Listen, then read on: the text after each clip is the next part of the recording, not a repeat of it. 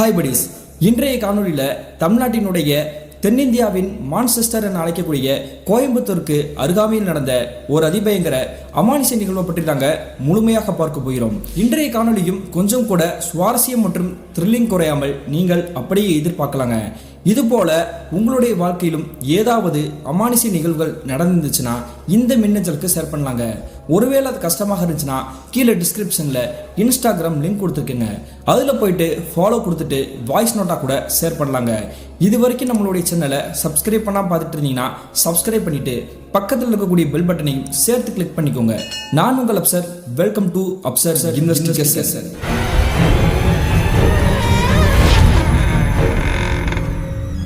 நான் ஏற்கனவே சொன்ன மாதிரி தமிழ்நாட்டினுடைய தென்னிந்தியாவின் மான்செஸ்டர் என அழைக்கக்கூடிய கோயம்புத்தூருக்கு அருகாமையில் நடந்த ஒரு திகில் நிகழ்வு தாங்க இன்றைய காணொலி. இந்த சம்பவம் நடந்த காலகட்டம் தோராயமாக 2000 காலகட்டம் தாங்க. இந்த சம்பவத்தை நமக்கு மின்னஞ்சல் மூலியமாக ஷேர் பண்ணியது மணி அப்படின்ற ஒரு நபர் தாங்க. இது இவருக்கு நடந்துச்சான்னு பார்த்தீங்கன்னா இல்லைங்க, இவருடைய அம்மாவுக்கு நடந்ததாங்க இந்த சம்பவம். அப்படி என்ன நினைச்சேன்னு பார்த்தீங்கன்னா இவங்களுடைய அம்மாவுடைய பேர் தாங்க பிரியா. இந்த பிரியா அப்படின்றவங்களுக்கு 2000 காலகட்டத்தில் ஒரு 23 வயது இருந்திருக்குங்க. இவங்களுடைய குடும்பத்தை பற்றி சொல்லணும் அப்படின்னா பொருளாதாரத்தில் மேலோங்கி தாங்க இருந்திருக்காங்க. சொந்தமாக தோட்டம் தொடர்களோட வசதியோட செல்வ செழிப்போட தாங்க வாழ்ந்துட்டு இருக்காங்க. இந்த பிரியாவுடைய அண்ணன் கேசவன் இருக்கார் இல்லையா, இவர் இவங்களுடைய தங்கச்சி மீது ரொம்ப அலாதி பிரியம் வச்சிருக்கிறாருங்க. இவங்களுடைய தங்கச்சி ஒரு விஷயம் கேட்டுட்டாங்க அப்படின்னா அது என்னவாக இருந்தாலுமே அவங்களுக்கு கொண்டு வந்து சேர்ப்பதாங்க இவருடைய வழக்கமாகவே இருந்திருக்குது. இதனால இவங்களுடைய அப்பாவும் அம்மாவும் அடிக்கடி திட்டிருக்கிறாங்க. இப்படி தங்கச்சி மேலே ரொம்ப பாசம் வச்சிருக்கிறா, இது என்னைக்கா இருந்தாலும் உனக்கு பிரச்சனையாக தான் வரும், ரொம்ப செல்லம் கொடுத்து வளர்க்காது அப்படின்ற மாதிரி தாங்க கண்டிக்கிறாங்க. ஆனாலுமே தன்னுடைய தங்கச்சி மேலே இருக்கக்கூடிய அந்த அன்பால் அவர் யார் சொல்கிறதையும் கேட்காம தாங்க இருந்திருக்கிறாரு.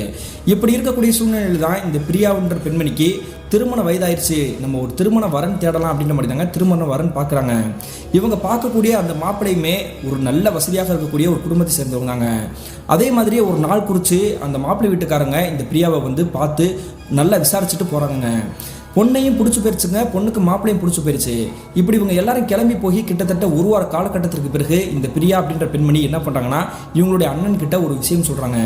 எனக்கு இந்த கல்யாணம் வேணாம்னா, மாப்பிள்ளையெல்லாம் எனக்கு பிடிச்சிருக்குது, ஆனால் இப்போதைக்கு எனக்கு திருமணம் பண்ணணுன்ற எண்ணமே இல்லை, அதனால கல்யாணத்தை நிறுத்திடுங்க அப்படின்ற மாதிரி தாங்க சொல்கிறாங்க. இதை கேட்ட உடனே இவங்களுடைய குடும்பத்தினர் அனைவருமே ஆடி போயிட்டாங்க. என்னடி பேச்சு பேசிட்டு இருக்கிற, பூவெல்லாம் வச்சுட்டு போயிட்டாங்க, இப்போ போய் கல்யாணம் வேணாம்னு சொல்லிட்டு இருக்கிற, நாங்கள் எப்படி மாப்பிள்ளை வீட்டுக்காரங்க கிட்ட இந்த விஷயத்த சொல்கிறது, அதெல்லாம் இந்த கல்யாணம் குறித்த தேதியில் நடந்தாகும், நிச்சயதார்த்தம் முடிஞ்சதுக்கு பிறகு இந்த திருமணத்தை நல்லபடியாக நடத்தி ஆகணும், இதில் மாட்டு பேச்சு எதுவுமே கிடையாது அப்படின்ற மாதிரி தாங்க இவங்களுடைய குடும்பத்தினர் சொல்கிறாங்க.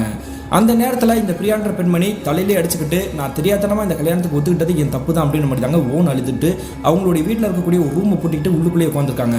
இந்த காட்சியை பார்த்துட்டு இருந்தா இவங்களுடைய அண்ணன் கேசவன் என்ன பண்ணுறாருன்னா அவங்களுடைய தங்கச்சியோட ரூமுக்கே போய் நீ முதல்ல கதவை திறந்து வெளியே வாமா, உனக்கு நான் இருக்கேன் அப்படின்ற மாதிரி தாங்க ஆறுதல் சொல்கிறாரு.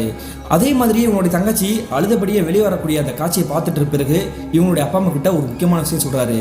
என்னுடைய தங்கச்சி மேலே இருக்கக்கூடிய அந்த அன்பால் நான் அவள் சொல்கிறத நான் கட்டுப்படுறேன், அதே மாதிரி இந்த திருமணத்தை நான் நிப்பாட்டுறேன், அவளுக்கு எப்போ திருமணம் பண்ணணுன்ற விருப்பம் இருக்குதோ அப்போவே இந்த திருமணம் நடத்தி வைக்கலாம் அப்படின்ற மாதிரி தாங்க சொல்கிறாங்க. இதை கேட்டதும் இவங்களுடைய அப்பா அம்மா என்ன பண்ணுறேனே தெரியல, அவள் தான் இப்படி சொல்கிறா, விவரம் தெரியாமல் நீயும் கூட இருந்துட்டு சப்போர்ட் பண்ணிட்டா அப்படின்ற மாதிரி தாங்க சத்தம் போடுறாங்க. ஆனால் அவர் கட் அண்ட் ரைட்டாக சொல்லிட்டாருங்க, என்னுடைய தங்கச்சியோட முடிவு தான் என்னுடைய முடிவும் அப்படின்ற மாதிரி தாங்க சொல்கிறாருங்க. இந்த சம்பவம் நடந்து கிட்டத்தட்ட ஒரு வார காலகட்டங்கள் கடந்திருக்கும்.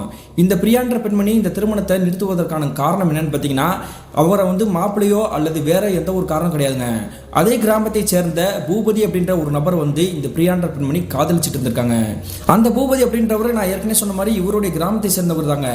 ஆனால் பொருளாதாரத்தில் மிகவும் பின்தங்கி இருக்கக்கூடிய ஒரு குடும்பத்தை சேர்ந்தவங்க தாங்க. அப்பா அம்மா வீட்டுக்கு ஒரே ஒரு பையன் தான். துணி துவைக்கக்கூடிய ஒரு சமூகத்தை சேர்ந்தவங்க தாங்க இந்த பூபதி அப்படின்ற அந்த நபர். இந்த இருவரும் காதலிக்கக்கூடிய விஷயம் சுற்று வட்டாரத்தில் இருக்கக்கூடிய யாருக்குமே தெரியாது. இந்த காதல் விவகாரம் தெரிந்த ஒரே ஒரு பெண்மணி ஒருத்தவங்க இருக்காங்க. அது யாருன்னு பார்த்தீங்கன்னா இந்த பிரியான்ற பெண்மணி இருக்காங்க இல்லையா, இவங்களுடைய பெரியம்மா மகளான தர்ஷினி அப்படின்ற பெண்மணிக்கு மட்டும் தாங்க தெரியும். இவங்களுமே இவங்களுடைய அக்கா கிட்ட பல தடவை சொல்லியிருக்காங்க, அக்கா இந்த காதல் வேணாக்கா, நம்மளுடைய வீட்டுக்கு தெரிஞ்சிச்சுன்னா இந்த பூபதியை வெட்டியே போட்டுருவாங்க, தேவையில்லாத தவறு பண்ணிட்டு இருக்குது அப்படின்ற மாதிரி தாங்க எவ்வளவோ சொல்கிறாங்க. இருந்தாலுமே இவங்க காதலில் மூழ்கி போன காரணத்தினால நான் இவனை தான் காதலிக்கிறேன், இவனை தான் திருமணமும் பண்ணுவேன், வாழ்ந்தா இவன் கூட தான் வாழ்வேன் அப்படின்ற மாதிரி தாங்க பேசிட்டு இருந்திருக்காங்க. இந்த இருவரும் சந்திக்கக்கூடிய வேலைகள் அவங்களுடைய வீட்டுக்கிட்டே சந்திக்க மாட்டாங்க. சந்திச்சுக்கிட்டோம் அப்படின்னா அங்கே இருக்கக்கூடிய அக்கம் பக்கத்தில் இருக்கக்கூடிய நபர்கள் மற்றும் உறவினர்கள் யாராவது வீட்டுக்கிட்ட போட்டு கொடுத்துருவாங்க. வாரத்துக்கு ஒரு முறை இவங்களுடைய கிராமத்திலேயே ஒரு 5 கிலோமீட்டர் கடந்து சின்ன ஆற்றுக்கால் பெரிய ஆற்றுக்கால் அப்படின்ற 2 ஆத்துக்கால் இருந்திருக்குங்க. அந்த ஆத்துக்காலில் சின்ன ஆத்துக்காலில் வந்து நபர்கள் நிறைய பேர் வந்து துவைக்க போவது வழக்கமாக இருந்திருக்குது. இந்த பெரிய ஆத்துக்காலில் வந்து துணியும் துவைப்பாங்க, குளிக்கவும் போவாங்க. அந்த ஆத்துக்காலுக்கே நம்ம போய் மீட் பண்ணுவோம் அப்படின்ற மாதிரி முடிவெடுத்து இந்த பிரியான்ற பெண்மணி உங்களுடைய குடும்பத்தினர்கிட்ட நான் குளிச்சுட்டு வரேன் அப்படின்ற மாதிரி தாங்க இவங்களுடைய பெரியமா மகளை வந்து கூப்பிட்டு போவாங்க. அப்படி ஆற்றங்கரைக்கிட்ட நெருங்கி போனதுக்கு பிறகு அந்த சின்ன ஆற்றங்கரையில் வந்து இந்த பூபதி ஆல்ரெடி துணி துவைச்சிட்டு இருப்பார் இல்லையா, அந்த வேலையை அப்படியே போட்டுட்டு அந்த பெரிய ஆற்றங்கரைக்கு போவாருங்க. அப்படி போனதுக்கு பிறகு இந்த பிரியதர்ஷினியுடைய பெரியமா மகள்னா சகோதரி அக்கா தானே வேணும் அப்படின்ற மாதிரி நீங்கள் நினைப்பீங்க. ஆனால் இவங்களுக்கு அடுத்ததா தாங்க இவங்களுடைய பெரியமா மகள் வந்து பிறந்திருக்காங்க. அதனால இவங்களுக்கு ஒரு வயசு கம்மி. அந்த காரணத்தினால தான் இவங்க வந்து அவங்கள வந்து தங்கச்சி அப்படின்ற மாதிரி தாங்க கூப்பிட்டு இருந்திருக்காங்க இந்த பிரியா அப்படின்ற பெண்மணி. இந்த பிரியாவுடைய தங்கச்சியான இந்த தர்ஷினி வந்து பாதுகாவலாக நிற்பாங்க. அந்த நேரத்தில் இந்த பூபதியும் இந்த பிரியான்ற பெண்மணியும் அவங்களுடைய காதலை வந்து வளர்த்துட்டு இருந்திருக்காங்க. இப்படியே நாட்கள் உருண்டு ஓடிட்டு இருந்திருக்குது. சில நாட்களுக்கு பிறகு இவங்க சந்திக்கக்கூடிய அந்த விஷயம் வந்து யாருக்குமே தெரியல இல்லையா, அதனால நம்ம வந்து வீட்டுக்கிட்டே சந்திப்போம் அப்படின்ற மாதிரி தாங்க ஒரு தவறான ஒரு முடிவு எடுக்கிறாங்க. இவங்களுடைய கிராமத்திலேயே இவங்களுடைய வீட்டு பக்கத்துல இருந்து ஒரு 500 மீட்டர் தொலைவில் ஒரு பாலடைஞ்ச ஒரு பழைய குடிசை வீடு இருக்குது. அந்த குடிசை வீடு கிட்ட யாருமே நெருங்க மாட்டாங்க இரவு நேரத்தில். ஏன்னா ஏற்கனவே அந்த இடத்துல வந்து ஒரு பெண்மணியை வந்து கொலை பண்ணி அந்த இடத்துல ஆன்மாவா இருக்குது அப்படின்றது பல பேருக்கு தெரியும். அதனால அந்த இடத்துக்கிட்ட யாருமே போக மாட்டாங்க. இவங்களுமே இந்த வீட்டுக்கிட்ட நெருங்கி போக மாட்டாங்க. இந்த பிரியான்ற பெண்மணியும் இந்த பூபதியும் சரி. அந்த வீட்டில இருந்து ஒரு 1/2 கிலோமீட்டர் தள்ளி இன்னும் ஒரு பொட்டல் மாடி ஒரு இடம் இருக்குங்க. அந்த இடத்துல தாங்க இந்த இருவரும் அவங்களுடைய காதலை வளர்த்துட்டு இருந்திருக்காங்க. இப்படி இவங்க காதலிக்கக்கூடிய விஷயம் ஒரு நாள் தோராயமாக இரவு நேரத்தில் இவங்களுடைய குடும்பத்தினருக்கு தெரிய வருது. அது எப்படின்னு பார்த்தீங்கன்னா, இரவு நேரத்தில் இவங்களுடைய அண்ணன் தூக்கத்தில் இருந்து யதார்த்தமாக தண்ணி குடிப்பதற்காகவோ அல்லது ரெஸ்ட் ரூம் போகிறதுக்காகவோ எந்திரிக்கிறாரு. எந்திரிச்சதுக்கு பிறகு இவர் வந்து என்ன பண்ணுறாருன்னா, வீட்டு வாசலுடைய அந்த நிலக்கதவை பார்க்குறாரு. கதவு என்னது திறந்து போட்டபடி கிடக்குது அப்படின்ற மாதிரி அந்த கதவை விட்டு வெளியே போய் பார்க்குறாரு. மறுபடியும் வீட்டுக்குள்ளே வந்து இவங்களுடைய அப்பா அம்மாவை தட்டி எழுப்புறாருங்க. பக்கத்தில் இருக்கக்கூடிய இவங்களுடைய தங்கச்சியோட ரூம் கதவு வந்து ஓப்பன் பண்ண மாதிரி தாங்க தெரிஞ்சிருக்குது. அதை வந்து தாப்பல் போடாமல் சாத்தி தான் வச்சிருக்காங்க. சாத்தி வச்சிருக்கிறாலே கதவு திறந்து கிடக்குது அப்படின்ற மாதிரி தாங்க உள்ளுக்குள்ளே போய் பார்க்குறாங்க. போய் பார்த்த இந்த கேசவனுக்கு தூக்கி வாரி போட்டிருக்குது. தன்னோட தங்கச்சி தான் எங்கேயோ போயிட்டா போல அப்படின்ற மாதிரி தாங்க வீட்டை சுற்றி எல்லா இடத்துலையும் தேடுறாங்க. இப்படி எல்லா இடத்துலையுமே தேடியுமே இந்த கேசவனுக்கு இவங்களுடைய தங்கச்சி எங்கே போனாங்கன்றதுக்கான காரணம் தெரியவே இல்லைங்க. நான் தான் சொன்னேன்ல, செல்லம் கொடுத்து வளர்க்காதடாண்டு, எவ்வளோ கூடயோ ஓடி போயிட்டாடா அப்படின்ற மாதிரி தான் இவங்களுடைய அப்பா அம்மா வந்து சபிச்சுட்டு இருக்காங்க. இவங்க எல்லாமே ஆத்திரத்தோடையும் கோபத்தோடையும் அந்த வீட்டு வாசலுக்கு முன்னாடியே கூட்டத்தோட காத்துட்டு இருந்திருக்காங்க. சரியாக நடுநிசி ஒரு மணி இருந்திருக்கும். அந்த நேரத்தில் தூரத்துலேருந்து யாரோ ஒரு பெண்மணி சிரிச்சபடியே நடந்த ஒரு மாதிரி தெரியுதுங்க, பாவாடை தாவணி போட்டுக்கிட்டு. யார் இந்த பெண்மணி அப்படின்னு உத்து பார்க்கும் பொழுது இவங்க எல்லாருக்குமே தெரிஞ்சிருக்குதுங்க, அது வேறு யாருமே கிடையாது, நம்மளுடைய தங்கச்சி தான் அப்படின்றது புரிய வந்திருக்குதுங்க இந்த கேசவனுக்குமே. இந்த பெண்மணியை அந்த கூட்டமாக நிற்கக்கூடிய நபர்களை பார்த்த உடனே இப்படி பேயறிஞ்ச மாதிரி பார்த்துருக்குறாங்க. எங்கடி போயிட்டு வர இந்த நேரத்தில் அப்படின்ற மாதிரி தான் எங்களுடைய அப்பா அம்மா விசாரிக்கிறாங்க. அந்த நேரத்துலையுமே இந்த கேசவன் அப்படின்ற அந்த நபர் இவங்களுடைய தங்கச்சி கிட்ட விசாரிக்கவே இல்லை. அவன் முதல்ல ரூம்குள்ளே போகட்டும், நாளைக்கு காலையில் விடியறதுக்கப்புறம் பேசிக்கிறோம் அப்படின்ற மாதிரி தாங்க சமாதானப்படுத்துறாரு. அதே மாதிரியே பொழுது விடிஞ்சதுக்கப்புறம் இந்த பெண்மணியை கூப்பிட்டு விசாரிக்கிறாங்க. நடுராத்திரியில் யாரை பார்க்க போனேன், நீ வெளியே போய் கஷ்டப்படுவேன்றதுக்காண்டி தானே பின்னாடியே கொல்லப்புறம், அதாவது ரெஸ்ட் ரூம் போகிறதுக்காக பாத்ரூம்லாம் கட்டி வச்சிருக்குது. இதை தாண்டி நீ அந்த நேரத்தில் யாரை போய் பார்த்துட்டு வர, எதுக்காக போன அப்படின்ற மாதிரி தாங்க இந்த கேசவன் வந்து விசாரிக்கிறாரு. அந்த நேரத்தில் ஊமை கொட்டா மாதிரி இந்த பெண்மணி வந்து அப்படியே அமைதியாகவே இருக்கிறாங்க. இவகிட்ட விசாரிக்கிறதே தவறு, இவ கூடவே சுத்துவால உன் பெரியமா மக, அவளை கூப்பிட்டு விசாரிப்போம் அப்படின்ற மாதிரி தாங்க இந்த தர்ஷினின்ற பெண்மணியை வந்து கூப்பிட்டு விசாரிக்கிறாங்க. 4 தடவை 5 தடவை அதட்டி கேட்டது பிறகு வேற வழி இல்லாமல் பயத்தில் அந்த தர்ஷினின்ற பெண்மணி அப்படி உண்மையை உளறி கூட்டுறாங்க. இந்த பூபதி அப்படின்ற துணி துவைக்கக்கூடிய அந்த சமூகத்தை சேர்ந்த அந்த பையன் தான் காதலிச்சுட்டு இருக்கிறான், அவன்கிட்ட போய் கேளுங்க அப்படின்ற மாதிரி தாங்க இந்த தர்ஷினின்ற பெண்மணி உளறி வைக்கிறாங்க. இந்த விஷயம் தெரிஞ்சதுக்கு பிறகு இந்த கேசவனுடைய பெரியப்பா, அப்பா மற்றும் அவங்களுடைய மாமா, சித்தப்பா அப்படி நிறைய உறவினர்கள் இருப்பாங்க இல்லையா, இவங்க எல்லாருமே இந்த பூபதியோடைய வீட்டுக்கு தாங்க போகிறாங்க. வீட்டுக்கு போன அடுத்த கணமே அவர்கிட்ட என்ன ஏதுன்னு கூட விசாரிக்காம போட்டு அடின்னு அடிச்சு வெளுக்கிறாங்க. உடம்பு முழுக்க அடிப்பட்டு காயப்பட்டு ரத்தத்தோட அவங்களுடைய குடும்பத்தினர் அவங்க எல்லாருக்கும் முன்னாடியும் காலில் விழுகுறாங்க. தயவு செஞ்சு எங்கள் பிள்ளைய விட்டுருங்க, கொண்டுறாதீங்க, மன்னிச்சுக்கோங்க, இனிமேல் உங்கள் பக்கமே வரமாட்டான் அப்படின்ற மாதிரி தாங்க மன்னிப்பு கேட்குறாங்க. இன்னொரு தடவை என்னுடைய தங்கச்சி பக்கம் இவன் வந்தான் அப்படின்னா கை காலையெல்லாம் திருவி போட்டுருவேன் அப்படின்ற மாதிரி தாங்க சத்தம் போட்டுட்டு இவருடைய வீட்டுக்கே திரும்ப வராரு. வீட்டுக்கு வந்ததுக்கு பிறகு உங்களுடைய தங்கச்சி பிரியாவுக்குமே நடந்த எல்லா விஷயமும் தெரிய வருது. உன்னைய போய் நான் இத்தனை நாளாக வந்து அன்பாக நினச்ச, அண்ணன் நினச்சி பாசமாக இருந்தேனே, இப்படி நான் காதலிக்கக்கூடிய அந்த பையனை பற்றி தெரிஞ்சுமே அவனை போட்டு இப்படி அடிச்சிருக்கியே, நீலாம் நல்லா இருப்பியா, விளக்கவே மாட்டேன் அப்படின்ற மாதிரி தாங்க அவங்க கிட்ட வந்து சண்டைக்கு போகிறாங்க. நான் உன் மேலே பாசம் வச்சிருக்கிறதெல்லாம் சரிதான், ஆனால் நம்ம சமூகம் வேற, அவங்க சமூகம் சமூகம் வேற. போய் அந்த பையனை போய் நீ எப்படி காதலிக்கிறதுக்கு உனக்கு மனசு வந்துச்சு? இந்த காதல் கல்யாணம்லாம் நடக்காது, நீ அதை வந்து மறந்துடு, குடி தோண்டி புதைச்சிரு அப்படின்ற மாதிரி தாங்க சத்தம் போட்டுட்டு மறுபடியும் வீட்டை விட்டு வெளியே போறாருங்க. இந்த சம்பவம் நடந்து கிட்டத்தட்ட ஒரு 10 நாட்களாகவே இந்த பிரியா அப்படின்ற பெண்மணி அவங்களுடைய வீட்டின் ஒரு மூலையிலேயே தாங்க அழுதபடியே இருந்திருக்காங்க. இப்படியே நாட்கள் உருண்டு ஓட சில நாட்களுக்கு பிறகு இந்த பிரியாவுடைய பெரியம்மா மகள் இருக்காங்க இல்லையா, தர்ஷினி, அந்த பெண்மணி என்ன பண்றாங்கன்னா கையில ஒரு கடிதத்தோட வராங்க இவங்களுடைய வீட்டுக்கு. அப்படி அந்த கடிதத்துல என்ன எழுதிருக்குன்னு பாத்தீங்கன்னா, இரவு நேரத்துல யாருமே போக பயப்படுவாங்க இல்லையா, அந்த கொலை நடந்த அந்த இடத்துக்கு வா, அதாவது அந்த குடிசை வீடு, ஒரு பாலஞ்ச வீடு ஒன்று இருக்குன்னு சொன்னேன் இல்லையா, அந்த இடத்துக்கு வா, அந்த இடத்துக்கு போனோம் அப்படின்னா யாருமே நம்ம வந்து கண்டுபிடிக்க மாட்டாங்க, அப்படியே கண்டுபிடிச்சாலும் அந்த இடத்துக்கிட்டே வர்றதுக்கு ரொம்ப பயப்படுவாங்க, நான் உங்ககிட்ட ஒரு முக்கியமான விஷயம் பேசணும் அப்படின்ற மாதிரி தாங்க பூபதி தான் கைப்பட எழுதி ஒரு கடிதத்தை இவங்களுடைய பெரியம்மா மகள் கிட்ட கொடுத்துருக்காரு. இந்த கடிதத்தை தர்ஷினி இந்த பிரியான்ற பெண்மணி கிட்ட கொடுத்ததுக்கு பிறகு, நான் இந்த கடிதத்தை அந்த ஆள் கொடுக்க சொன்னான்றக்காண்டி தான் கொடுத்தேன், ஆனால் நீ நல்லா யோசிச்சுக்கோ, இரவு நேரத்தில் நீ போடுமா வேணாமாண்டு, நீ போறேன்ற விஷயம் உங்க அண்ணனுக்கோ உங்க குடும்பத்துக்கோ தெரிஞ்சுன்னா வெட்டி குழி தோண்டி புதைச்சிருவாங்கடி, அதனால கொஞ்சம் கவனமா சேஃபா இரு அப்படின்ற மாதிரி தாங்க சொல்லிட்டு இந்த தர்ஷினின்ற பெண்மணி அவங்களுடைய வீட்டை விட்டு கிளம்பி போறாங்க. இப்படி கிளம்பி போனதுக்கு பிறகு பூபதியை நம்ம எப்படியாவது பார்க்க மாட்டோமா அப்படின்ற மாதிரி ஏக்கத்தோட தானே தவிச்சிட்டு இருந்திருக்காங்க. இன்னைக்கு என்ன நடந்தாலும் பரவாயில்ல, நம்ம இங்கே போய் அவரை போய் சந்திக்கணும் அப்படின்ற மாதிரி தாங்க முடிவெடுத்து அன்றைய இரவு நடுநிசி தோராயமாக ஒரு 12 மணிக்கு மேலே இருக்குங்க, எந்த நேரம் சரியா தெரியல. அந்த டயத்தில் இவங்களுடைய வீட்டை தாண்டி இந்த பிரியா அப்படின்ற பெண்மணி அந்த குடிசை வீடு இல்லையா, அந்த குடிசை வீட்டுக்கிட்டே போகிறாங்க. அப்படி குடிசை கிட்ட நெருங்கி போனதுக்கு பிறகு பார்க்குறாங்க, தூரத்திலேயே இவங்களுடைய காதலன் பூபதி நிற்கக்கூடிய அந்த காட்சி தெரியுது. உடனே அவங்க கிட்ட நெருங்கி போய் அவங்க மேலே வந்து கட்டி பிடிச்சி ஊன்னு அழுகுறாங்க.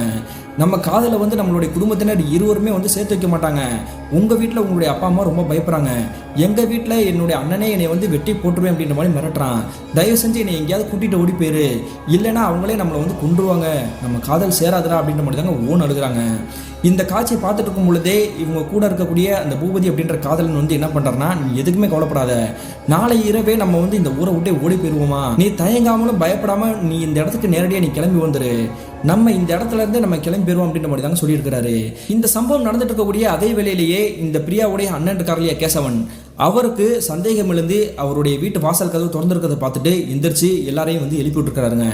தன்னுடைய தங்கச்சி மறுபடியும் எங்கேயோ ஓடி போயிட்டா அப்படின்றது தெரிஞ்சதுக்கு பிறகு கையில கட்டக்கம்போட எடுத்துக்கிட்டு நிறைய உறவினர்கள் ஒன்று கூட எல்லாருமே வந்து துரத்திட்டு இருக்கிறாங்க. இவங்க 2 பேரும் எங்க போனாங்கன்னு தெரியல, கையில கிடைச்சாங்கன்னா வெட்டி கூறு போட்டுறணும் அப்படின்ற மாதிரி தாங்க தேடிட்டு இருக்காங்க. அப்படி தேடிக்கிட்டே இருக்கும் பொழுது இந்த கேசவனுக்கு வந்து ஒரு மனசு உறுத்தலாவே இருந்திருக்குது.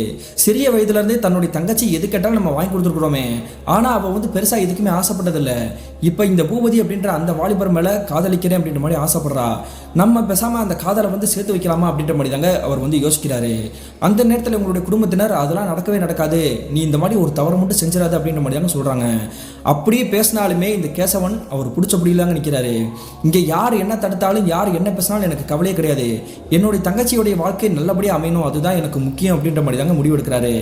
என்னுடைய தங்கச்சியையும் அந்த பூபதியையும் நான் கண்டுபிடிச்ச உடனே அவங்க 2 பேருக்கும் திருமணம் பண்ணி வைக்கிறேன், யாருமே நீங்க என்னை மீறி அவங்கள எதுவுமே செஞ்சிடக்கூடாது அப்படின்ற மாதிரி தாங்க வாக்கும் வாங்குறாரு. அதன் பிறகு இவங்களுடைய குடும்பத்தினர் கையில் வச்சிருக்கக்கூடிய அந்த கட்டக்கம்பு எல்லாத்தையுமே கீழே தூக்கி போட்டுட்டு இந்த இருவரையும் கண்டுபிடிச்சு வீட்டுக்கு கூட்டிட்டு வரலாம் அப்படின்ற ஒரு நல்ல எண்ணத்தோட தாங்க தேடவும் ஆரம்பிக்கிறாங்க. அதே சமயம் இந்த காட்சி நடந்துட்டு இருக்கக்கூடிய அந்த வேளையில இந்த பிரியா அப்படின்ற பெண்மணியும் அவங்களுடைய காதலன் பூபதியும் அந்த குடிசை கிட்ட தானே உட்காந்துருக்காங்க.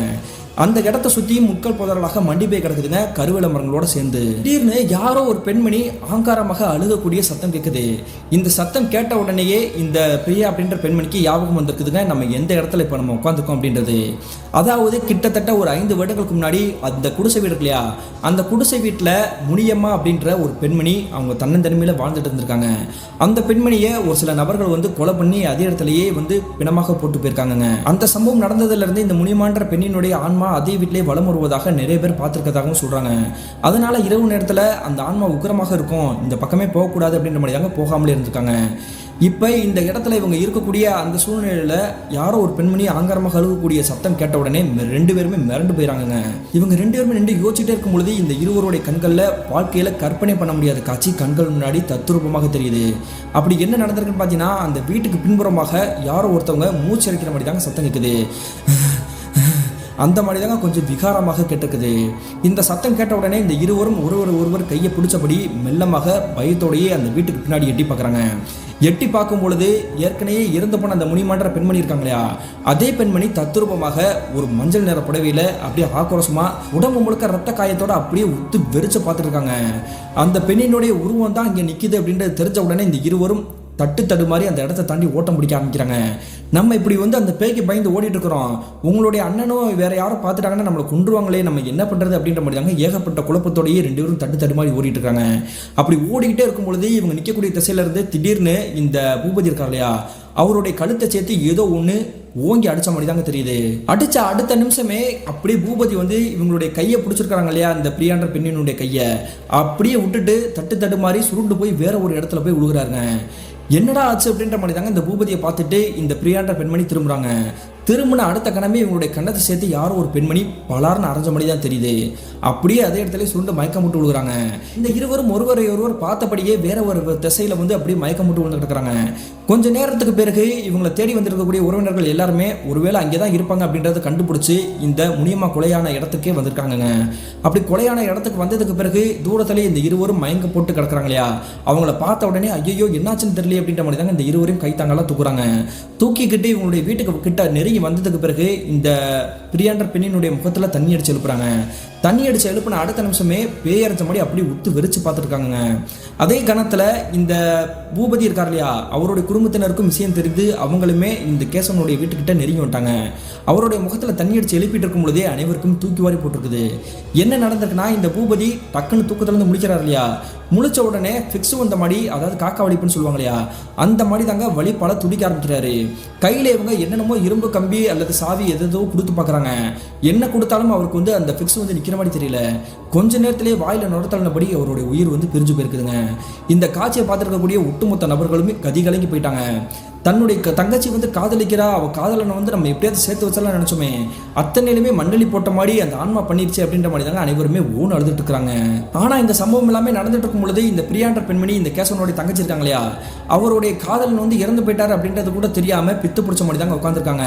அதிர்ச்சியாகி உட்காந்துருக்கிறா போல தன்னுடைய காதலன் இறந்து போன அந்த காட்சியை பார்த்துட்டு நம்ம அவளை வந்து கூப்பிட்டு சமாதானப்படுத்தணும் அப்படின்னு மாதிரி தாங்க வீட்டுக்குள்ள கூட்டிட்டு போறாங்க. அதே மாதிரியே இறந்து போன இந்த பூபதியை தூக்கிக்கிட்டு அவங்களுடைய குடும்பத்தினர் அவங்களுடைய வீட்டுக்கே கூட்டிட்டு போயிட்டாங்க. மறுநாள் காலையில் விடிஞ்சதுக்கு பிறகு இந்த இறந்து போன இந்த பூபதியுடைய சடலத்தை எடுத்துக்கிட்டு சுடுகாட்டில் போய் எரிச்சிட்டு வந்திருக்காங்க. இப்படி இந்த இறுதி சடங்கு நடந்து கிட்டத்தட்ட ஒரு வாரத்துக்கு மேல ஆகிருச்சுங்க. ஆனாலுமே இந்த பிரியா அப்படின்ற பெண்மணி நார்மலான ஒரு கண்டிஷனுக்கு மாறவே இல்லை. சரி, இவங்க வந்து மன வருத்தத்தில் இருக்காங்க போல, இவங்களுடைய பெரியம்மா மகள் தானே இவங்க கிட்ட ஃப்ரெண்டாக பழகுனது, அவளை கூப்பிட்டு வந்து நம்ம சமாதானப்படுத்தோம் அப்படின்ற மாதிரி தாங்க வீட்டுக்கு கூப்பிட்றாங்க. அப்படி வீட்டுக்கு கூப்பிட்டாலுமே இவங்க வந்து அவங்க கிட்ட எந்த ஒரு பதிலுமே சொல்லாமல் எதையோ ஒரு இடத்த உத்து பார்த்து வெறிச்சபடி தாங்க இருந்திருக்காங்க. இப்படியே சில நாட்களும் உருண்டு ஓடி இருக்குதுங்க. அன்றைய இரவு தோராயமாக ஒரு 11 மணி இருந்திருக்கும். அந்த சமயத்தில் யாருமே எதிர்பார்க்காத ஒரு பயங்கரமான ஒரு சம்பவம் நடக்க காத்திருந்துச்சுங்க. என்ன நடந்திருக்குன்னு பார்த்தீங்கன்னா, இவங்களுடைய வீட்டில் எல்லாரும் தூங்கினபடி இருந்திருக்காங்க. அப்படி தூங்கிக்கிட்டே இருக்கும் பொழுது ஏதோ ஒரு சேர் வந்து கீழே உருண்டு ஓடுற மாதிரி தாங்க சத்தம் கேட்குது. அதாவது ஒரு மரச்சேர் வந்து கீழே டம்மு டும்முன்னு ஒரு சத்தம் கேட்க முடியாது, கீழே விழுந்துச்சுன்னா அந்த மாதிரி சத்தம் கேட்குது. இந்த சத்தம் கேட்ட உடனே பூனையோ வேற ஏதோ தட்டி விட்டுருச்சு போல அப்படின்ற மாதிரி தாங்க ஃபர்ஸ்ட் நினைக்கிறாங்க. கொஞ்ச நேரத்துக்கு பிறகு கேசவனுக்கு ஒரு விஷயம் தோணி இருக்குது. ஏற்கனவே நம்ம தங்கச்சி வந்து மனநலம் பாதிக்கப்பட்ட மாதிரி தான் இருக்கிறா, ஒருவேளை அவள் தவறான எதுவும் முடிவெடுத்துட்டாலோ என்னமோன்னு தெரியல அப்படின்ற மாதிரி தாங்க ரூம் கதவை வந்து திறக்கிறாரு. அந்த ரூம் கதவு நல்லபடியா திறந்தபடி தாங்க கிடக்குது, உள்ளாக்க கூட போடவே இல்லை. உள்ள எட்டி பார்த்த இவருக்கு இறக்குலையும் நடுங்கி போயிடுச்சு. இவருடைய தங்கச்சி பிரியா அப்படின்ற பெண்மணி தூக்குல தொங்குறபடி அப்படியே சாக துடிச்சுட்டு இருக்காங்க. இந்த காட்சியை பார்த்த உடனே ஐயோ என் தங்கச்சி என்ன பண்றான்னு பாருங்க அப்படின்ற மாதிரி தாங்க ஊன் அழுகிறாரு. அதன் பிறகு இவங்க போடக்கூடிய சத்தம் கேட்டு அக்கம் பக்கத்தில் கூடிய உறவினர்கள் எல்லாருமே ஒட்டுமொத்தமாக வந்து இவங்களுடைய தங்கச்சி வந்து கீழே இறக்குறாங்க. இறக்கி இந்த பிரியான்ற பெண்மணியை காப்பாத்திருக்காங்க. காப்பாற்றினதுக்கு பிறகு அவங்களுடைய முகத்திலே தண்ணி அடிச்சு எழுப்பிட்டு இந்த கேசவன் அப்படின்றவர் கண்ணத்தை சேர்த்து பலர் நிறையிறாரு. அதான் அவன் வந்து போயிட்டான்ல, உன் காதலை நாங்கள் சேர்த்து வைக்கன்னு நினைச்சோம், அவன் இப்படி வந்து வலிப்பு வந்து சாவா நாங்கள் நினச்சி கூட பார்க்கல, நாங்கள் எதுவுமே அவனை பண்ணலைன்றது உனக்கு நல்லாவே தெரியும், அப்புறம் ஏன் இப்படி தூக்குல தொங்க போய் நீ வந்து சாக பார்த்த, நீ செத்துட்டேன்னா நானும் உயிரோடு இருக்க மாட்டேன்றது உனக்கு தெரியாதா அப்படின்ற மாதிரி தாங்க ஓன் அழுகிறாரு. அப்பயுமே இவங்களுடைய தங்கச்சி அழுதபடி ஒரு விஷயத்தை சொல்கிறாங்க, நான் ஏன் இப்படி பண்ணுறேன், எனக்கு என்ன நடக்குதுன்னே தெரிலனா அப்படின்ற மாதிரி தாங்க அழுகிறாங்க. சரிம்மா நீ எதுக்குமே கவலைப்படாத, எல்லாமே சரியாயிரும் அப்படின்ற மாதிரி தாங்க ஆறுதல் படுத்தி படுக்க வைக்கிறாங்க. இந்த சம்பவம் நடந்து கிட்டத்தட்ட ஒரு 2 நாட்கள் கடந்திருக்குங்க. அன்றைய காலை பொழுது தோராயமாக ஒரு 10 மணி இருந்திருக்கும். அந்த நேரத்தில் இந்த தர்ஷினின்ற பெண்மணி இருக்காங்க இல்லையா, பிரியாவுடைய பெரியம்மா மகள், அவங்க என்ன பண்ணுறாங்கன்னா, நான் வந்து ஆற்றங்கரைக்கு குளிக்க போகிறேன், கூட வரியா அப்படின்ற மாதிரி தான் கேட்குறாங்க. கேட்ட உடனே இந்த பிரியா அப்படின்ற பெண்மணி எந்த ஒரு பதிலுமே சொல்லாமல் திண்ணையிலேயே வெறிச்சு பார்த்தபடி உட்காந்துருக்காங்க. இந்த காட்சியெல்லாம் பார்த்துட்டு இருக்கக்கூடிய இந்த கேசவனுடைய அப்பா அம்மா என்ன பண்ணுறாங்கன்னா, நீ போயிட்டு வாடி, போனால் தான் உனக்கு ஆறுதலாக இருக்கும் அப்படின்ற மாதிரி தாங்க வழி அனுப்பி வைக்கிறாங்க. அதே மாதிரி ஒரே சைக்கிளையே இந்த பிரியா மற்றும் இந்த தர்ஷினி இந்த இருவருமே சைக்கிளே ஏறி அந்த ஆற்றங்கரைக்கு போகிறாங்க. இவங்க ஆற்றங்கரைக்கு போய் கிட்டத்தட்ட ஒரு அரை மணி நேரத்துக்கு பிறகு தாங்க கேசவன் கேசவன் இவங்களுடைய வீட்டுக்கு வராரு. வீட்டுக்கு வந்ததுக்கு பிறகு என்னுடைய தங்கச்சி எங்க அப்படின்ற மாதிரி இவங்களுடைய அப்பா அம்மா கிட்ட கேட்கிறாரு. அவ ஆறுதலா இருக்கணும் அப்படின்றதுக்காண்டி அவளோட பெரியம்மா மக கூட அனுப்பிச்சு வச்சுட்டேன்டா, ஆற்றங்கரைக்கு தான் போயிருக்கா அப்படின்ற மாதிரி தாங்க சொல்றாங்க. இதை கேட்ட உடனே கேசவனுக்கு கோபம் உச்சந்தலைக்கு மேலே ஏறி இருக்குது. என்ன காரியம் பண்ணி வச்சிருக்கீங்க? ஏற்கனவே தனியா இருக்கிறப்ப தூக்குல தொங்க ட்ரை பண்ணா, இப்ப ஆற்றங்கரைக்கு வேற அனுப்பிச்சு வைக்கிறீங்க. அவ பாட்டுக்கு வந்து தண்ணியில வந்து மூழ்கி செத்து போயிட்டானா என்ன பண்ணுவீங்க? அவ எதுவும் தப்பான ஒரு காரியம் பண்றதுக்கு முன்னாடி அவளை போய் காப்பாற்றணும் அப்படின்ற மாதிரி தாங்க இவருடைய புல்லட் பைக்கை எடுத்துக்கிட்டு வேகமாக அந்த ஆற்றங்கரைக்கு போறாரு. இவர் நினைச்சது 100க்கு 100 வந்து உண்மைன்னு தாங்க சொல்லணும். என்ன நடந்ததுன்னா, அங்கே ஆல்ரெடி குளிச்சிருக்கக்கூடிய சில பெண்கள் இருப்பாங்க இல்லையா, அனைவருமே மிரண்டு போய் சத்தம் போட்டுட்டு இருக்காங்க. ஏன் இப்படி எல்லாரும் சத்தம் போடுறாங்க அப்படின்ற மாதிரி தாங்க வண்டியை சைட் ஸ்டாண்டு கூட போடாமல் நிப்பாட்டிட்டு அப்படி கீழே தடுமாற விட்டுருக்காரு. ஓட்டம் பிடிச்சி அந்த கூட்டத்தை விளக்கிட்டு போய் பார்க்கும்பொழுது அங்கே கண்ட காட்சி இவருடைய வாழ்நாள மறக்க முடியாத ஒரு காட்சியாக தாங்க தெரிஞ்சிருக்குது. என்ன நடந்திருக்குன்னா, இந்த கேசவனுடைய தங்கச்சி பிரியான்ற பெண்மணி இருக்காங்க இல்லையா, உடம்பு முழுக்க ஈரத்தோட சொதனை மயக்கம் போட்ட நிலைமையில தாங்க இருக்கிறாங்க. அங்கே இருக்கக்கூடிய ஒரு வயதான ஒரு பெண்மணி அவங்களுடைய வயிற்று பகுதியை அமுக்கி வாய் வழியாக தண்ணியை வந்து வெளியேற்றிட்டு இருக்காங்க. என்னாச்சுங்க, என்ன நடந்துச்சு அப்படின்ற மாதிரி தாங்க இந்த கேசவன் கேட்கிறாரு. அப்படி கேட்கும்பொழுது அங்கே இருக்கக்கூடிய நபர்கள் என்ன சொல்றாங்கன்னா, இந்த பெண்மணியும் இவங்க கூட இருக்கக்கூடிய அந்த தோழியும் வந்து குளிப்பதற்காக உட்காந்துருந்தாங்க. இந்த பிரியான்ற பெண்மணி குளிக்கவே உள்ள இறங்கவே இல்லை. திடீர்னு என்ன நினைச்சான்னு தெரியல, திரும்பி பார்த்தா ஆளக்கானா கொஞ்சம் ஆழமா இருக்கக்கூடிய பகுதியை நோக்கி போய் அங்கிருந்து டக்குன்னு உள்ள குதிச்சிட்டா. நீச்சல் தெரியாதோ என்னமோன்னு தெரியல, நீச்சலே அடிக்காம அவ பாட்டுக்க ஏதோ சடலம் கிடக்கிற மாதிரி மிதந்துட்டு இருந்தா. கொஞ்ச நேரத்திலேயே அந்த தண்ணிக்குள்ள அவருடைய தலை தெரியாம உள்ள மூழ்கி போன மாதிரி தான் தெரிஞ்சு.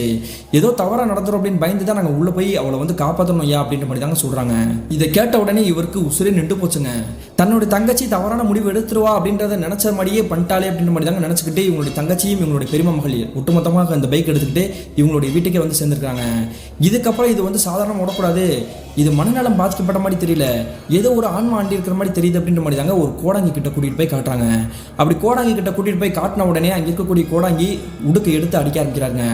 அடிச்ச அடுத்த அம்சமே இந்த பெண்ணினுடைய உடம்புல முடியுமா அப்படின்ற ஒரு பெண்ணினுடைய ஆன்மா வந்து இறங்குது. நீ தான் வந்திருக்கியா, எதுக்காக இந்த பொண்ணை போட்டு டார்ச்சர் பண்ற, ஏன் இப்படி உங்களை பாடாப்படுத்துற அப்படின்ற மாதிரி தாங்க கேட்டிருக்கிறாரு அந்த கோடாங்கி. அடுத்த நிமிஷமே அந்த பெண்மணி ஆன்மா ரூபத்திலேயே இவங்களுடைய உடம்புல இருந்தபடியே ஓன் அழுகுது. என்னைய நிறைய பேர் வந்து அடிச்சு கொலை பண்ணாங்களே, அப்ப யாருமே இந்த கிராமத்து மக்கள் தட்டி கேட்கல, நான் ஆன்மாவா அதே இடத்துல அலைஞ்சிட்டு இருக்கிறேன், எனக்கு யாரும் மோட்சம் கொடுக்கவும் இல்லை. என்னுடைய ஆன்மா அங்கே அலைஞ்சிட்டு இருக்கக்கூடிய அந்த நேரத்தில் தான் தைரியமாக இந்த பெண்ணும் இவங்களுடைய காதலும் வந்தாங்க, அதனால தான் இவளை நான் ஆக்குபை பண்ணேன் அப்படின்ற மாதிரி தாங்க அந்த ஆன்மா சொல்லுது. சரி, இவளுடைய உடம்பை விட்டு நீ போகணும்னா என்ன பண்ணணும் அப்படின்ற மாதிரி தான் கேட்குறாங்க. எனக்கு கழிப்பு கழிக்கக்கூடிய அந்த கடைசி அந்த சம்பிரதாயத்தை செஞ்சு முடிங்க, இவளுடைய உடம்பு விட்டு நான் நீங்கிறேன் மொத்தமாக அப்படின்ற மாதிரி தாங்க சொல்லுது. அந்த நேரத்தில் இந்த கேசவன் வந்து சும்மா இல்லாமல் அந்த முனிமன்ற பெண்ணினுடைய ஆன்மா கிட்ட ஒரு விஷயம் கேட்குறாரு. ஆமாம், இவளுடைய காதலன் அந்த பூபதி அப்படின்ற பையனை நீ தான் அடிச்சு கொண்டியா அப்படின்ற மாதிரி தான் கேட்குறாரு. இவர் கேட்ட கேள்விக்கு அந்த ஆன்மா எந்த ஒரு பதிலுமே சொல்லாமல் பயங்கரமாக ஆக்ரோஷமாக சிரிச்சுட்டு அவங்களுடைய உடம்பு விட்டு நீங்கி இருக்குதுங்க. அதன் பிறகு அந்த கோடாங்க என்ன சொல்கிறாருன்னா, இவ தான் ஏதோ பண்ணி கொண்டிருப்பா போல, நீங்கள் அந்த சம்பிரதாயத்தை செஞ்சு முடிங்க, அந்த ஆன்மா இவங்களுடைய உடம்பு விட்டு நீங்கிரும் அப்படின்ற மாதிரி தாங்க சொல்கிறாரு. அதே மாதிரி கிட்டத்தட்ட ஒரு 3 நாட்களையே அந்த சம்பிரதாய பூஜையெல்லாம் செஞ்சு முடிச்சு இவங்களுடைய உடம்பு விட்டு அந்த முனிமன்ற பெண்ணினுடைய ஆன்மாவை விரட்டி விட்டுருக்காங்க. அந்த முனிமன்ற பெண்மணி வேற யாரும் கிடையாதுங்க, இதே கிராமத்தை சேர்ந்த பெண்மணி தான். கிட்டத்தட்ட 5 வருடங்களுக்கு முன்னாடி இவங்களுடைய வீட்டில் தன்னந்தனிமையில் தாங்க வாழ்ந்துட்டு இருக்காங்க. இவங்களுக்கு கணவரும் சில வருடங்களுக்கு முன்னாடி இறந்து போயிருக்காங்க. இப்படி தனியாக வாழ்ந்துட்டு இருக்கக்கூடிய இந்த பெண்மணி சீட்டு போட்டிருக்காங்க ஒரு பெண்மணி கூட சேர்ந்து. அந்த பெண்மணி என்ன பண்ணிக்கிறாங்கன்னா, காசு மொத்தமாக தூக்கிக்கிட்டு இவங்களை ஏமாத்திட்டு ஓடி இருக்காங்க. இவங்க பேச்சை கேட்டு தானே நிறைய பேர் சீட்டு போட்டோம் அப்படின்ற அந்த கோபத்தில் இந்த முனிமன்ற பெண்மணியுடைய கழுத்தை பிடிச்சி நெரிச்சிருக்காங்க. நீ தான் காசு தரணும், தரலைன்னா உனக்கு கொன்றுவோம் அப்படின்ற மாதிரி மிரட்டிருக்காங்க. அதுக்கு இந்த முனிமன்ற பெண்மணி என்ன பண்ணுறாங்கன்னா, அவ தூக்கிட்டு போனதுக்கு நான் என்ன பண்ணுவேன் அப்படின்ற மாதிரி தாங்க காவல்துறையிட்ட போய் கம்ப்ளைண்ட் பண்ணிக்கிறாங்க. இப்படி நம்மளே கம்ப்ளைண்ட் பண்ணி நம்மளை வந்து ஸ்டேஷனுக்கு போக வச்சிட்டாலே அப்படின்ற ஆத்திரத்தில் யார் என்ன செஞ்சாங்கன்னு தெரியலங்க, இரவு நேரத்தில் அந்த பெண்மணியை அடித்து கொடூரமாக கொலை பண்ணி அதே இடத்துலேயே சடலமாக போட்டிருக்காங்க. இப்படி தாங்க இந்த பெண்மணி இறந்து அதே இடத்துலையே ஆன்மாவாக அலைஞ்சிட்டு இருக்காங்க. சரி, நம்ம சம்பவத்துக்கு வருவாங்க. இந்த சம்பிரதாயங்களை செஞ்சு முடிச்சதுக்கு பிறகு இந்த பெண்ணினுடைய உடம்புல இருக்கக்கூடிய அந்த முனிமன்ற பெண்ணினுடைய ஆன்மா மொத்தமாக நீங்கி இருக்குது. இந்த நிகழ்வுக்கு பிறகு இவங்களுடைய தங்கச்சி நார்மலாக தாங்க இருந்திருக்காங்க. இவங்களுடைய காதலன் இறந்து போயிட்டாருன்ற விஷயமே அப்பதான் உங்களுக்கு தெரிய வந்திருக்குது. அதை நினைச்சு வருத்தத்தோட உச்சத்திலேயே இருந்திருக்காங்க. தன்னுடைய தங்கச்சி இப்படி வருத்தப்பட்டு இருக்கிறாளே அப்படின்றத தெரிஞ்சுக்கிட்டு இவங்களுடைய அண்ணன் மற்றும் இவங்களுடைய குடும்பத்தினர் ஆறுதல் படுத்துறாங்க. சத்தியமாக நாங்கள் சொல்கிறோமா, உன்னுடைய காதலன் கூட உங்களை சேர்த்து வைக்கணும் தான் நாங்கள் நினச்சி போராடணும். ஆனால் கடைசி நேரத்தில் அந்த ஆன்மா ரூபத்தில் வந்து இப்படி உங்களை வந்து இப்படி ஒரு சூழ்நிலையில் தள்ளியிருக்கோம் அப்படின்ற மாதிரி நாங்கள் நினச்சே பார்க்கல. உன்னுடைய காதலன் வந்து ஃபிக்ஸ் வந்து தான் இறந்து போனால் இதுக்கும் எங்களுக்கு எந்த சம்மதமும் கிடையாது அப்படின்ற மாதிரி தாங்க அவங்க கிட்ட மன்னிப்பு கேட்குறாங்க. தன்னுடைய அண்ணன் எதுவுமே செய்யலை அப்படின்றத புரிஞ்சுக்கிட்ட இவங்களுடைய தங்கச்சி என்ன பண்ணுறாங்கன்னா, சரிங்கண்ணா நடந்தது நடந்துருச்சு, இனி அடுத்த வாழ்க்கையை பார்ப்போம் அப்படின்ற மாதிரி தாங்க கொஞ்சம் மூவ் ஆன் ஆகியிருக்கிறாங்க. இந்த நிகழ்வு நடந்து கிட்டத்தட்ட ஒரு 10 நாள் கடந்திருக்குங்க. இனிமே எந்த பிரச்சனையும் கிடையாது, எல்லாருடைய வாழ்க்கையும் நல்லபடியாக போக போகுது அப்படின்னு நினச்சிட்டு இருக்கும்போது தாங்க மறுபடியும் அமானுஷ்யத்துடைய ஆட்டமே காத்திருந்துச்சு. என்ன நடந்திருக்குன்னு பார்த்தீங்கன்னா, அன்றைய நள்ளிரவு தோராயமாக ஒரு 2 மணிக்கு மேலே இருக்கும்னு நினைக்கிறேங்க. அந்த சமயத்தில் இவனுடைய வீட்டினுடைய வாசல் கதவு டம்மு டம்முன்னு அடிச்சு திறக்கிற மாதிரி தாங்க சத்தம் கேட்குது. இந்த சத்தம் கேட்ட உடனே கேசவன் எப்பயும் போல அவர் வந்து ஹாலில் தாங்க படுத்திருப்பாரு. அவருக்குமே இன்னும் திருமணமாகல, தனியாக இருக்கக்கூடிய ஒரு நபர் தான். இவங்களுடைய அப்பா அம்மா கிச்சனில் ஒரு பகுதியில் தாங்க படுத்து கிடப்பாங்க. இந்த கேசவன் அந்த கதவு திறந்துருக்கிறத பார்த்த உடனே மறுபடியும் தங்கச்சி எங்கேயும் போயிட்டாலா அப்படின்ற மாதிரி தாங்க அவங்களுடைய ரூம் கதவை வந்து திறக்கிறாங்க. திறந்து பார்க்கும்பொழுது இவர் நினைச்சது சரிதாங்க, இவங்களுடைய தங்கச்சியோடைய ரூம் கதவு திறந்துருக்குது, உள்ள ஆளே காணோம். மறுபடியும் எங்கே போனான்னு தெரியல அப்படின்ற மாதிரி தாங்க வீட்டை சுற்றி எல்லா இடத்துலையும் தேடுறாரு. அதன் பிறகு உற்றார் உறவினர்கள் கிட்ட சொல்லி எல்லா இடத்துலையும் தேடுறாங்க. எங்கே தேடியுமே இவ எங்கே போனான்றதே தெரியலையே, நம்ம என்ன பண்ணுறது அப்படின்னு நினச்சிருக்கும் போது தாங்க ஒருவேளை அந்த முனியமா இறந்து போனாலையா அந்த இடத்துலயே தான் மறுபடியும் இருப்பாளோ அப்படின்ற மாதிரி தாங்க அந்த அமானுஷம் நடந்த அந்த இடத்துக்கே போகிறாங்க. அந்த இடத்துக்கு போய் பார்க்கும்பொழுது மறுபடியும் உங்களுக்கு தூக்கி வாரி தாங்க போட்டுருக்குது. ஏன்னா அந்த இடத்துலையுமே உங்களுடைய தங்கச்சி ஆளவே காணா. இங்கேயும் இல்லைன்னா வேற எங்கே போயிருப்பான்னு தெரியலையே, வேற எதுவும் தவறான முடிவு எடுத்துருவாளா அப்படின்ற பயத்திலேயே அழுதபடியே இவங்களுடைய குடும்பத்தினர் மறுபடியும் உங்களுடைய வீட்டுக்கு வராங்க. அப்படி வீட்டுக்கு வந்து குழப்பத்தோட கொஞ்ச நேரத்துக்கு பிறகு நிசப்தமாக இருக்குதுங்க அந்த இடமே. இப்படி நிசப்தமாக இருக்கக்கூடிய அந்த இடத்துல தாங்க திடீர்னு ஏதோ ஒரு பபுள் சவுண்டு கேட்கும் இல்லையா, தண்ணியிலேருந்து முட்டை முட்டையாக வந்துச்சுன்னா அந்த மாதிரி பபுள் சவுண்டு கேட்டுக்குதுங்க. என்னடா அது பபுள் சவுண்டாக கேட்குது அப்படின்னு சொல்லி யோசிக்கும் போது தாங்க இந்த கேசவனுக்கு ஒரு விஷயம் தோணிருக்குது. நம்ம வீட்டுக்கு பின்னாடி தண்ணி தொட்டி இருக்கு இல்லையா, அங்கே போய் பார்ப்போம் அப்படின்ற மாதிரி தாங்க இவரையே அறியாமல் வேகமாக ஓட்டம் முடிச்சு அந்த தண்ணி தொட்டிக்கிட்ட போய் பார்க்குறாரு. அப்படி போய் பார்க்கும்பொழுது இவருடைய வாழ்நாளில் கற்பனை பண்ண முடியாத காட்சி கண்கள் முன்னாடி தெரிஞ்சுக்குதுங்க. என்ன நடந்திருக்குன்னா, அந்த தண்ணி தொட்டிக்குள்ள இவங்களுடைய தங்கச்சி இருக்காங்க இல்லையா பிரியா, அந்த பெண்மணி சடலை மாதிரி மிதந்துட்டு இருக்காங்க. அவங்களுடைய உடம்பு முழுக்க தண்ணிக்குள்ள போயிடுச்சு. வாய் வழியாக அந்த பபுள்ஸா முட்டை முட்டையா விட்டுட்டு இருக்காங்க. ஐயோ இவ என்ன பண்ணிருக்கான்னு பாரு அப்படின்ற மாதிரி தாங்க கஷ்டப்பட்டு அவங்கள தூக்கி வெளியே கொண்டு வந்திருக்காங்க.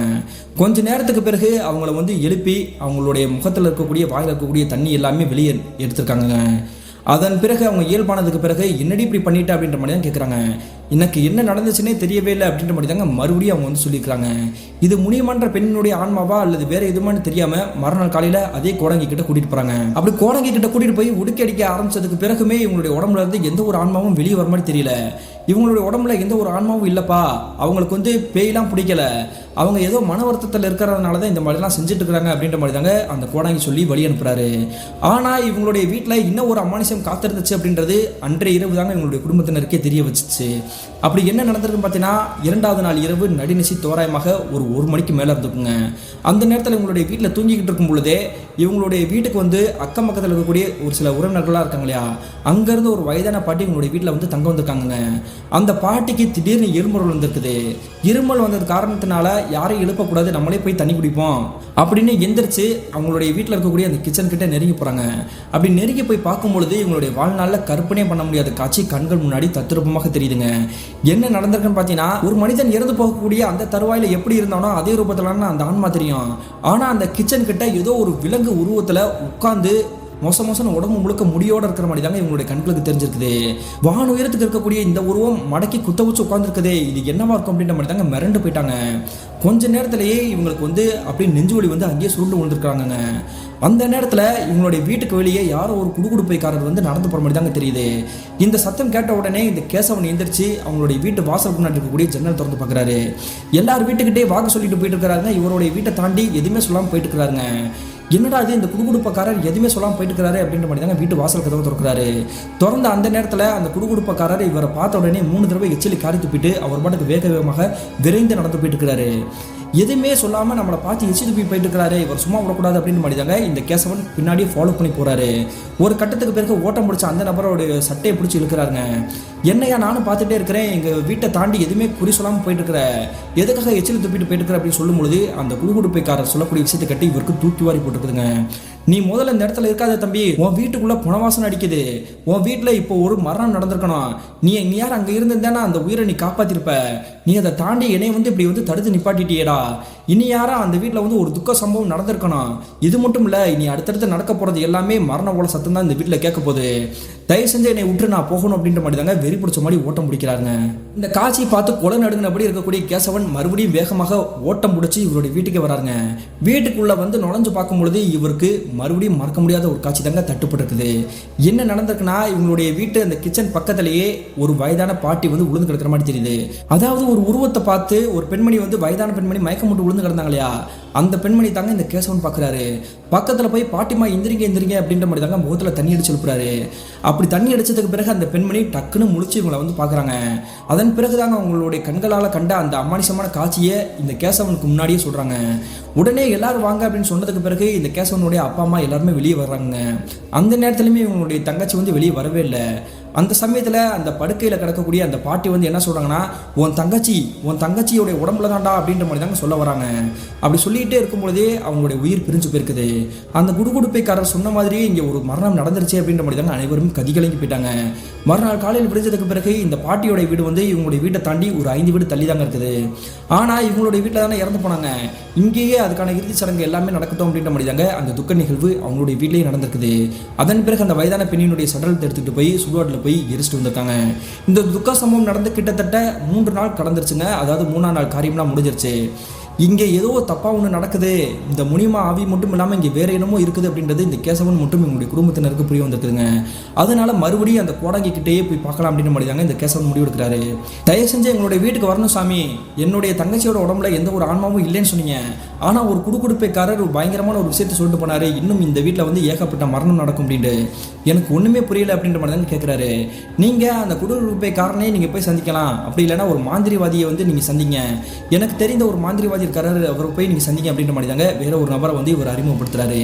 இவங்களுடைய கிராமத்திலேருந்து ஒரு 2 கிராமம் தள்ளி இருக்கக்கூடிய அந்த மாந்திரிவாதியுடைய வீட்டுக்கு போய் நடந்த எல்லா விஷயத்தையுமே சொல்கிறாருங்க. சொன்னதுக்கு பிறகு அந்த மாந்திரிவாதி கையோடையே இவங்களுடைய வீட்டுக்கே வந்திருக்கிறாரு. வீட்டுக்கு வந்ததுக்கு பிறகு இங்கே ரூமில் வந்து ஒரு மூலையில் வந்து குளிக்காமல் கொள்ளாமல் அழுக்கோட இந்த பிரியா அப்படின்ற பெண்மணி ஒரு பாவாடை தவணையில் உட்காந்துருக்காங்க. அந்த பெண்மணியை பார்த்த உடனே இந்த மாந்திரிவாதிக்கு எல்லா விஷயமும் தெரிய வருதுங்க. அப்படி தெரிஞ்சதுக்கு பிறகு இந்த கேசவனை பார்த்து ஒரு பயங்கரமான விஷயத்த சொல்கிறாரு. இவங்களுடைய உடம்புல இருக்கிறது ஒரு ஆன்மா கிடையாது, ஒரு கெட்ட துஷ்ட ஜின்னு தான் இருக்குது அப்படின்ற மாதிரி தாங்க சொல்கிறாங்க. இதை கேட்ட உடனே இந்த கேசவன் மட்டும் இவங்களுடைய குடும்பத்தினருக்கு தூக்கி வாரி போட்டிருக்குது. இப்படி இந்த மாந்திரிவாதி சொல்லிக்கிட்டே இருக்கும் பொழுதே அந்த பெண்மணி பயங்கரமாக சிரிக்கிறாங்க. இப்போ நாங்கள் என்ன பண்ணுறது சாமி அப்படின்னு கேட்கும் பொழுது, நாகூரில் ஒரு தர்கா இருக்குது, அது எல்லாருக்குமே தெரியும், அந்த நாகூர் தர்காக்கே நீங்கள் வந்து உங்களுடைய தங்கச்சியை வந்து கூட்டிகிட்டு போங்க, அங்கே போனால் மட்டும் தான் உங்களுடைய தங்கச்சியோடைய உயிரையே காப்பாற்ற முடியும் அப்படின்ற மாதிரி தாங்க அந்த மாந்திரிவாதி சொல்லிட்டு கிளம்புறாருங்க. இந்த சம்பவம் நடந்து கிட்டத்தட்ட ஒரு 2 நாட்களையே இவங்களுடைய தங்கச்சியை கூப்பிட்டுக்கிட்டு ஒரு 2 காரை அரேஞ்ச் பண்ணி அந்த நாகூர் தர்காவுக்கே போகிறாங்க. அப்படி நாகூர் தர்கா கிட்ட நெருங்கி போனதுக்கு பிறகு இவங்களுடைய தங்கச்சி அந்த தர்காவுக்குள்ளேயே வரமாட்டேன்றாங்க. வலுக்கட்டாயமாக தூக்கிட்டு போய் அங்கே இருக்கக்கூடிய ஹஜரத் கிட்ட நடந்த விஷயத்தெல்லாம் சொல்லி, அங்கே இருக்கக்கூடிய ஹஜரத் கிட்டத்தட்ட ஒரு 15 நாட்கள் இங்கேயே இருக்கணும், தங்கி தான் இந்த காரியத்தை வந்து நடத்தணும் அப்படின்ற மாதிரி தாங்க வாக்கு சொல்கிறாரு. அதே மாதிரியே ஒரு 15 நாட்கள் அங்கேயே தங்கி இந்த பெண்ணினுடைய உடம்புல இருக்கக்கூடிய அந்த கெட்ட சின்ன விரட்டி அடிக்கிறாங்க. விரட்டி அடிச்சதுக்கு பிறகு இந்த பிரியா அப்படின்ற பெண்மணி இயல்பான நிலைமையில மாறினதுக்கு பிறகு தாங்க, இனிமேல் உங்களுக்கு எந்த பிரச்சனையும் கிடையாது, தாராளமாக உங்களுடைய வீட்டுக்கு கூட்டிகிட்டு போங்க அப்படின்ற மாதிரி தாங்க அங்கே இருக்கக்கூடிய ஹஜரத் சொல்கிறாங்க. அந்த டயத்தில் இந்த கேசவன் மற்றும் உங்களுடைய குடும்பத்தினர் அந்த ஹஜரத்து கிட்ட ஒரு முக்கியமான விஷயத்தை கேட்குறாங்க. ஏற்கனவே இவங்க போய் பயந்தாங்க இல்லையா, அங்கே வந்து முனியமா அப்படின்ற ஒரு பெண்ணினுடைய ஆன்மா தான் இருக்குதுன்றது எங்களுக்கு தெரியும், அங்கே ஒரு கெட்ட ஜின் இருக்குன்றதே நீங்கள் சொல்லி தான் எங்களுக்கு தெரியுது அப்படின்ற மாதிரி தாங்க கேட்குறாங்க. அதே மாதிரி அந்த ஹஜரத் என்ன சொல்கிறாருன்னா, ஆமாம் அந்த இடத்துல வந்து ஒரு பெண்ணினுடைய ஆன்மா இருக்கிறது உண்மைதான், அந்த ஆன்மா இருக்கிறதுக்கு முன்னாடியே அந்த வீட்டை சுற்றி முனி நடமாட்டம் இருந்திருக்குது, அதாவது எங்கள் வகையில் சொல்லணும் அப்படின்னா ஒரு ஜின் இருந்திருக்குது, அது ஒரு துஷ்ட ஜின் தான், இந்த பெண்மணி இறந்ததுக்கு பிறகு அந்த ஆன்மாவையும் தன்னுடைய வசப்படுத்தியே அந்த ஜின் வச்சிருக்குது. இப்படி இந்த காதலர்கள் இருவருமே தன்னைத்தனிமையில் சந்திக்கக்கூடிய அந்த இடத்துல வந்து இந்த முனியமான்ற பெண்ணினுடைய ஆன்மா ஆக்கிரமிப்பு பண்ணும் பொழுதே இந்த துஷ்ட ஜின்னுமே பக்கத்திலே இருந்திருக்குது. அநேகமாக இந்த பூபதி அப்படின்ற அந்த இளைஞர் அடிச்சு கொண்டது கூட இந்த துஷ்ட ஜின் தான் இருக்கணும், நல்ல வேளை நீங்கள் வந்து சுதாரிச்சு இங்கே கூட்டிகிட்டு வந்துட்டீங்க, இல்லைன்னா உங்களுடைய தங்கச்சியோட உயிரே போயிருக்கும் அப்படின்ற மாதிரி தாங்க அந்த ஹஜரத் சொல்கிறாரு. இதுக்கப்புறம் எங்களுக்கு எந்த ஒரு பிரச்சனையும் வராதில்ல அப்படின்ற மாதிரி தாங்க உறுதிப்படுத்திக்கிட்டே இவங்களுடைய குடும்பத்தினர் மறுபடியும் உங்களுடைய வீட்டுக்கு வராங்க. வீட்டுக்கு வந்து கிட்டத்தட்ட 1 மாத காலகட்டங்களாகவே இந்த பிரியான்ற பெண்மணி உடல்நிலை குறைவாக தாங்க இருந்திருக்காங்க. இரவு நேரத்தில் காய்ச்சல் அடிக்கிறது, திடீர்னு தூக்கத்திலேருந்து எந்திரிச்சு அலறி அடிக்கிறது, இந்த மாதிரி தாங்க இருந்திருக்காங்க. அதன் பிறகு தாங்க அவங்க ஒரு இயல்பான வாழ்க்கைக்கே மாற ஆரம்பிச்சிருக்காங்க. கிட்டத்தட்ட ஒரு 2 வருடங்களுக்கு பிறகு, அதாவது 2002ஆம் காலகட்டத்தில் வேற ஒரு நல்ல நபரோட இவங்க வந்து நிச்சயதார்த்தம் பண்ணி திருமணம் நடந்து முடியுதுங்க. இதன் பிறகு இவங்களுக்கு எந்த ஒரு அமானுஷமும் பாதிப்பும் இல்லாமல் நிம்மதியாக தாங்க இருந்திருக்காங்க. சரியாக 2000 காலகட்டத்தில் என்னுடைய அம்மாவுடைய வாழ்க்கையில் நடந்தது பிரதர். இந்த சம்பவத்தை அப்படியே உங்களுக்கு மின்னஞ்சலாக ஷேர் பண்ணி முடிச்சிருக்கிறேன். என்னுடைய தாய் மாமா இல்லைன்னா என்னுடைய அம்மாவும் இப்போ வரைக்கும் உயிரோடு இருந்திருக்க மாட்டாங்க. என்னுடைய மாமானா எனக்கு ரொம்ப உயிர். இப்போ வரைக்கும் என்னுடைய அம்மா மேலே அவர் தங்கச்சி அப்படின்ற அந்த பாசத்தில் ஒரு இன்ச்சு கூட குறையாம ரொம்ப அலாதி பிரியத்தோட தான் இருக்கிறாரு அப்படின்ற மாதிரி தாங்க சொல்லி முடிக்கிறாங்க. இந்த சம்பவத்தை நமக்கு ஷேர் பண்ணியே இந்த நண்பருக்கு ஒரு நன்றி சொல்லிக்கலாங்க. மீண்டும் இது போல திகிலான சுவாரஸ்யமான திகில் நிகழ்வுடன் உங்களை சந்திக்கும் வரை நான் உங்கள் அப்சர்.